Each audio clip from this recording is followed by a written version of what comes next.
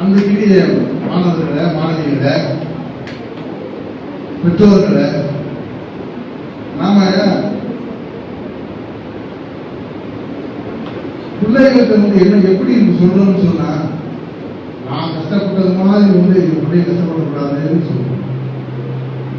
பெற்றோர்கள் என்ன சொல்றாங்க, நான் கஷ்டப்பட்டுட்டேன், அதே மாதிரி என் பிள்ளைய கஷ்டப்படக்கூடாது அப்படின்னு சொல்றோம். ஆனா உண்மை என்னன்னு சொன்னோம்னா, நான் கஷ்டப்பட்டு இதை வளர்த்துருக்கேன், நீ என்னை மாதிரி ஒரு 100 மடங்கு 200 மடங்கு நீ கஷ்டப்படு, அப்பதான் நீ இன்னும் டாப்புக்கு போவ அப்படிங்கிற மாதிரியான சூழ்நிலைய நான் பிள்ளைகளுக்கு சொல்லணும். கஷ்டம் இல்லாமல் எதுவும் உருவாக மாட்டாங்க, கஷ்டமாக எதுவுமே உருவாகாது. அதை குழந்தைகளுக்கு நம்ம சொல்லணும். அதே நேரத்தில் அந்த குழந்தைகள் மத்தியில் 1ல இருந்து 12வது வரைக்கும் என்ன செய்யுங்க, அந்த பிள்ளைய ஒண்ணு கருப்போடு பிளாக் போர்டு, அதுக்கடுத்து ஒரு செவத்துக்குள்ள 4 செவத்துக்குள்ள ஒரு டஞ்சனான ஒரு ஸ்கூல்ல கிளாஸ் உட்கார்ந்து அது உலகமே அதுதான். ஆனா அதுதான் உலகமா அப்படின்னா அது உலகம் இல்லை, அது ஒரு பாட்டு. அதை நான் விளங்கிக் கொள்ள வேண்டும்.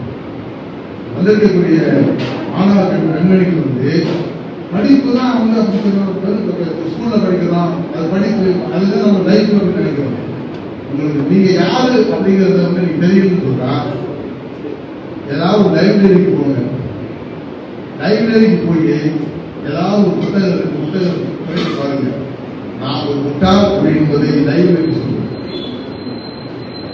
நாம தவறா சொல்லல, நாம எந்த அளவுக்கு நம்ம பின்தங்கி இருக்கின்றோம் அப்படிங்கிறது ஒரு லைப்ரரி சொல்லுவோம். ஏனென்றால் ஒவ்வொரு புத்தகங்களும் ஒவ்வொரு தத்துவத்தை சொன்னவங்க தான் அங்க இருப்பாங்க. எதுக்கு சொல்லணும்னு சொன்னா, ஒரு புத்தகம் என்பது நீ சாதாரணமா ஒரு மரத்தை செடி வச்சுக்கணும் வளர்றாங்க, அது தண்ணி ஊற்றணும். அப்ப நாம அறிவை வளர்க்கக்கூடிய அறிவை வளர்க்க என்ன செய்யணும், அறிவை வளர்க்க வேண்டும் என்று சொன்னால் என்ன செய்யணும்னா படிக்க. பாட புத்தகங்கள் சொல்லல, அதை பற்றி பேசுவதற்கு நமது கல்வி தந்தையான முகமது ஜாவேத் அவர்களும் இதற்கீழே அதனுடைய வாழ்நாளை அர்ப்பணித்து கொண்டிருக்கக்கூடிய கல்வி சகோதரர் சித்திக் அவர்களும் சொல்லுவாங்க. இது எதுக்கு சொல்றேன்னு சொன்னா, நாம ஒரு குறிப்பிட்ட அளவுலயே நாம நின்றுக்கிறோம். இன்னைக்கு கல்வியை பத்தி பேசணும்னு சொன்னாங்க. பேரறிஞர் அண்ணா அவர்கள் என்ன சொன்னாங்க, தனக்கு ஆபரேஷன் பண்ணணும், உயிருக்கு ஆபத்தான சூழ்நிலை. அப்ப என்ன சொல்றாங்க, என்னோட ஆபரேஷன் நாளைக்கு வச்சுக்கலாம் அப்படின்னு சொல்றாங்க.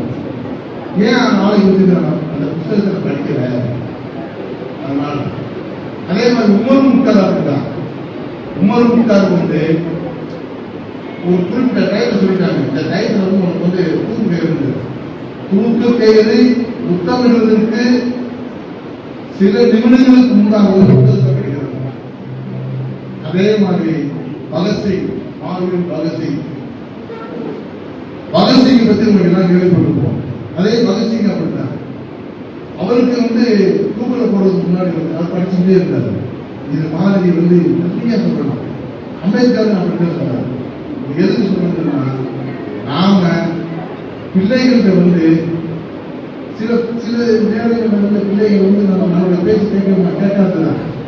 ஆனா அதையே ஒரு காரணமா கொண்டு வரக்கூடாது. பிள்ளைகள் கட்டி கொடுத்து நம்ம என்ன சொல்லணும், நீ ஒரு ஆராய்ச்சியாளர் வரப்போற, இந்தியாவிலேயே நீ பெரியாள வரப்போற கட்டி கொடுத்து சொல்லணும். சின்ன பிள்ளையில இருந்தே நீ ஒரு டாக்டர், நீ ஒரு ஐஏஎஸ் ஆபீசர், நீ ஒரு ஐபிஎஸ் ஆபீசர் சொல்லி சொல்லி சொல்லி சொல்லி அவன் மைண்ட் செட் சொல்லிக்கிட்டே வாங்க. அவன் என்ன செஞ்சிருக்கான் அப்படின்னா, ஐபிஎஸ் ஆபீசர், டாக்டர் அப்படி அவன் சொல்லிக்கிட்டே வருவான். அப்ப தவறு போயிடும். தான் ஒரு சாதாரணமான அல்ல என்பதை யார் கொண்டு வரணும்னு சொன்னால் பெற்றோர்கள் தான் கொண்டு வரணும். ஆசிரியர்கள் சொன்னாங்க, பாடங்களை சொல்லிக் கொடுப்பார்கள். பெற்றோர்கள் தான் அவர்களை நல்வழிப்படுத்தக்கூடியவர்கள் யார் என்று சொன்னால் பெற்றோர்கள் தான். சில சில விஷயங்கள் இருக்கத்தான் செய்யும், சில விஷயங்கள் இருக்கத்தான் செய்யும். நம்மளும் பேரம்பேத்தி எடுத்துருக்கோம், பேரம்பேத்தி செய்தவங்க என்ன செஞ்சிருவோம், போட்டு ஒரு அடி இருப்போம். ஆனா நீங்கள் பெற்றோர்களாகி நீங்கள் தயவு செய்து உங்கள் பிள்ளைகளை டிஸ்கரேஜ் பண்ணாதீங்க.